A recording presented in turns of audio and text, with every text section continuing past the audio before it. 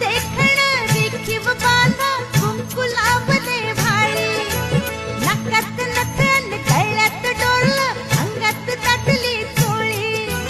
टकलावून काय बघताय पाहुण टकलावून काय बघताय पाहुण विचारते तुम्हाला गोडीत सांगा ना कशी दिसते मी सांगा ना कशी दिसते मी या नऊवारी साडीत सांगा ना कशी दिसते मी या नऊवारी साडीत सांगा ना कशी दिसते मी या नऊवारी साडीत